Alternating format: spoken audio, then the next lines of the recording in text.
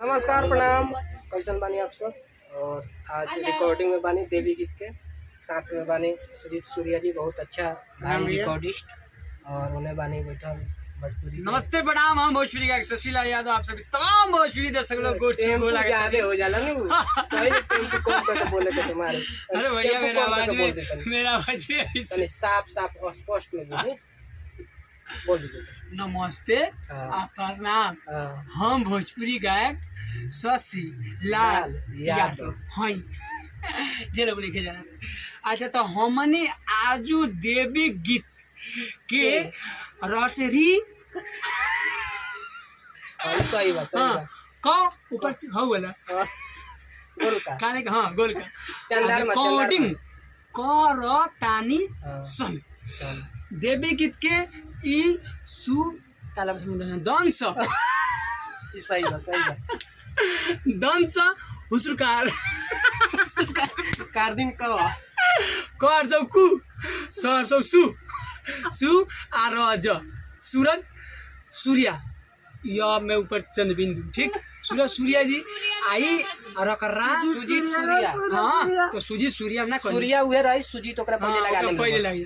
आ यहाँ के हई राइटर रसैरा आ अ आ ई हर्षै वाला ई आ ट आ र राइटर राकेश रकरा आ कपेगले के तालाबस राइटर राकेश आ होने बानी तने उहो के प में टेढ़ का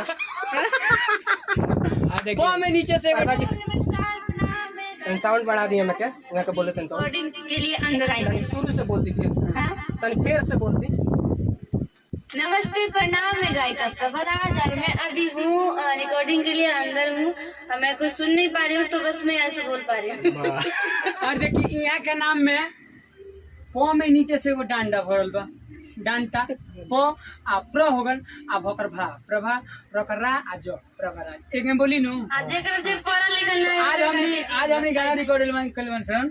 जैसे ये गाना बा वैसे कि सब लोग चंदा देता, जिलेबी वाली चंदा नहीं देत, तो उनकरा खातिर भाई स्पेशल जे लोग चंदा न देवला पूजा में। एक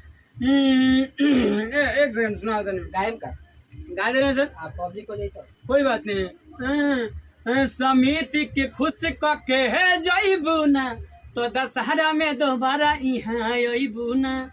समिति के जिलेबी खियबू ना, तो दशहरा में दोबारा यहाँ अइबू ना।